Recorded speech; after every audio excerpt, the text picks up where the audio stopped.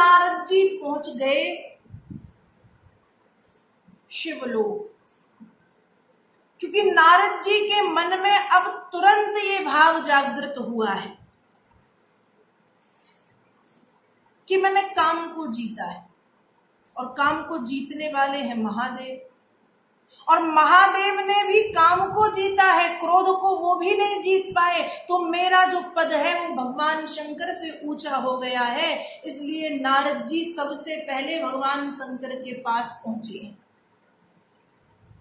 मानस में ऐसा बहुत कम हुआ है, या शायद ये पहली बार हुआ होगा कि नारद जी सीधे भगवान शंकर के पास गए हों। ब्रह्मा जी के पास ब्रह्मलोक गए हैं, नारायण के धाम गए हैं, लेकिन सीधे भगवान शंकर के पास पहुंचे। और पहुंचते ही नारद जी ने क्या कर दिया? पहुंचते ही नारद जी ने अपनी कथा सुनाना प्रारंभ कर दिया। भगवान शंकर आसन पर बैठे हैं, प्रसन्न हो गए हैं कि आज नारद जी आए हैं, राम कथा सुनाएंगे। लेकिन जब नारद जी पहुंचे तो नारद जी ने राम कथा तो छोड़ो, खुद की काम कथा सुनाना प्रारंभ कर दिया। और काम कथा सुनाना प्रारंभ किया। मानस में बाबा तुलसी लिखते हैं, काम चरित नारद सब भाके, यद्यपि प्रथम बरज शिव राखे।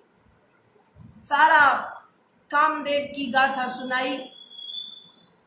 भगवान शंकर प्रसन्न तो हुए, लेकिन समझ रहे हैं कि नारद जी के मन में अहंकार का जो बीज है वो अंकुरित हो चुका है। इसलिए नारद जी को सावधान करना चाहिए। भगवान शंकर ने कहा कि हे नारद जी, आज ये जो कथा आपने मुझे सुना दी काम की, ये धोखे से भी भगवान विष्णु को मत सुना देना। और यदि बात चलती भी है, वे खुद से भी बात करते हैं, तो बात बदल देना, वहां से उठ के चले जाना, पर धोखे से भी बता मत देना उन्हें। सामने तो नारद जी ने हाँ हाँ कर दिया, लेकिन नारद जी जब वहां से गए तो सोचते जा रहे हैं कि भगवान शंकर को मुझसे ईर्ष्या हो गई। नारद जी का ये भाव। तो नारद जी जब शिवधाम से बढ़ते हैं तो नारद जी सोच रहे हैं कि भगवान शंकर को मुझसे ईर्ष्या है, तभी तो मना कर दिया। चाहते हैं कि मेरी जो गाथा है वो किसी को पता ना चले, कोई ना जान पाए कि मेरा अस्तित्व संसार में शिव से भी बड़ा है।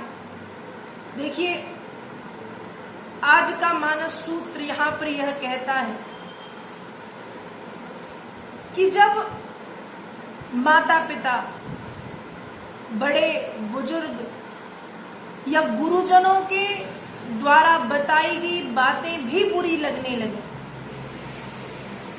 तो समझ लेना चाहिए कि हमारी बुद्धि भ्रष्ट हो गई है और हम पतन के रास्ते पर चल चुके हैं। क्योंकि ग्रंथ कहते हैं कि मात पिता गुरु की हितवाणी, विनय विचार करिए शुभ जानी।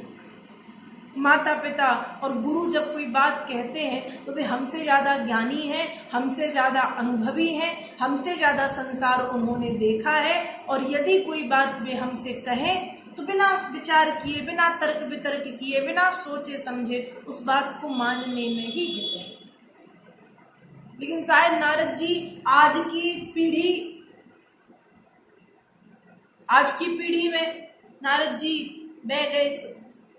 आज की पीढ़ी ऐसी ही है, दुनिया की बातें बहुत जल्दी समझ आती हैं, लेकिन माता पिता और जब हमारे घर के ही बुजुर्ग, बूढ़े या गुरुजन कुछ समझाते हैं, हमें लगता है ये तो बेकार की बातें कह रहे हैं, ये तो बूढ़े हो गए, ये जानते क्या है।